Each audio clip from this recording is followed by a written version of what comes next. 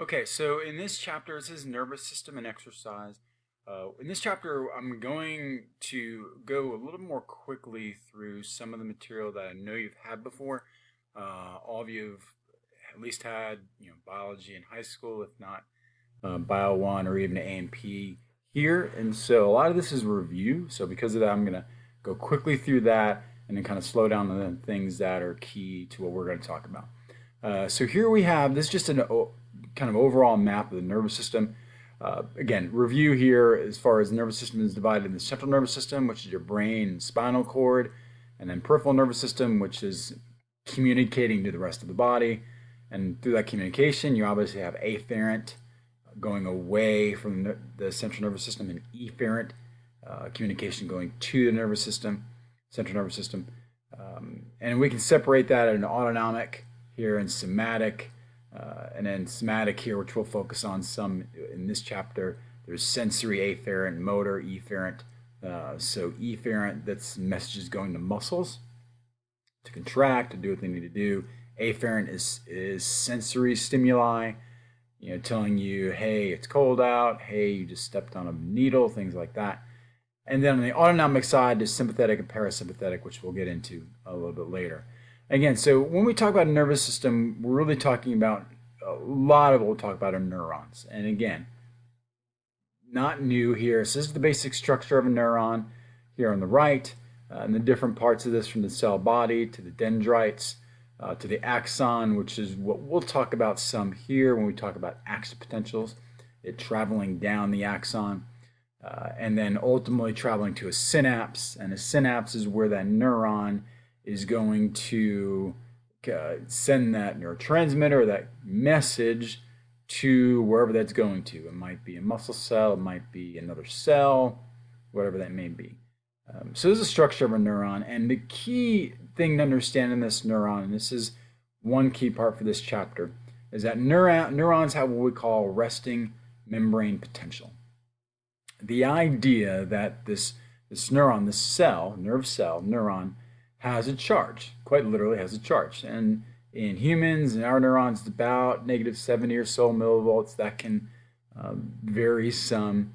And this charge is because of ions, negative ones that are inside the cell as opposed to the outside. So we could say there's actually the inside of a neuron is more negative than the outside. And there's there's sodium, potassium, there's proteins. The two big ions we're going to focus on are sodium and potassium. That sodium is largely on the outside of this neuron, this nerve cell. Potassium is largely on the inside. And there's pumps that maintain this, called the sodium-potassium pumps, that keep sodium out, potassium in. And unless the neuron is doing something, this resting membrane potential, this voltage, is key to this cell's function. As you can see on this next slide, this is an example of what we're talking about here. And there are a lot of channels here that keep this resting membrane potential the way it is. All right, so this is when this neuron is at rest. And right here is our sodium-potassium pump. Well, neurons don't stay at rest. Again, neurons carry messages. They need to do that. And the way they do that is through what's called an action potential. And all an action potential is a means to which a neuron communicates from the nervous system to wherever it needs to go. Now, we are going to focus on motor neurons in this chapter because a lot of what we're going to talk about in exercise physiology is the movement of muscles, the movement of muscle cells, causing them to contract.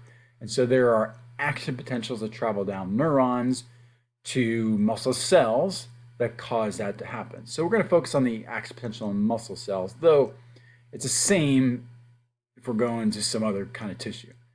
And so what's going to occur, and you can see the action potential here, but I'll try to kind of give an easier explanation on, I think it's on this slide coming up. There's also some videos you can look at here. I encourage you to watch these animations. There's a lot on YouTube. You can take a look. But let me use this because this is the easiest way to think about this. Again, sodium's on the outside, potassium is on the inside. And if there is a stimulus that causes this neuron to depolarize. If it's a significant enough stimulus, if you want to move your pinky, all right, that stimulus will cause channels to open up, allowing sodium to come in to the neuron. As that occurs, the inside of this neuron becomes more positive. We say it depolarizes. Okay, there's no longer poles here. It depolarizes, becomes more positive. And what occurs is, as this occurs, this area becomes more positive. Well, as this area becomes more positive, the area right next to it, these channels open up and more sodium comes in and it depolarizes, becomes more positive. And then the area next to it, and you kind of see how this goes. It travels down literally like a wave. We call it a wave of depolarization.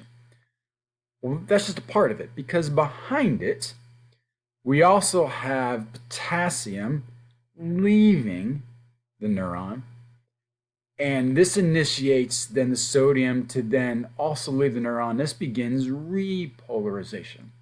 And so literally, as we have a zone of depolarization traveling down, right behind it, we have the neuron repolarizing. In other words, going back to its normal voltage, its normal state. We call this wave, we call this an action potential. And we see it right here, where we have rest. Here's where the channels open up, becomes more positive, and then as soon as the neuron repolarizes, it goes back down to normal. Now, the reality is neurons don't just have one action potential, they have multiple action potentials. There are multiple messages being sent. Often it's a lot more than just one. So we would see a lot of action potentials. Another picture here, and this is kind of step by step, a little more thorough in this graph. Again, you can look at this on your own and when you're looking over this. But here we go through step by step, much more detailed what each of these steps are. And so depolarizing, causing the neuron to depolarize is key in how the neuron and how neurons function and how they send messages, in them successfully sending messages, particularly to muscle cells, causing them to contract. Now, the other part of this, which this graph doesn't get huge into, but I will, is that around this neuron, and we see this over here, the structure, there is what's called a myelin sheath, which is a membrane that goes around a neuron that protects it. Not only does it protect it, it has these little gaps,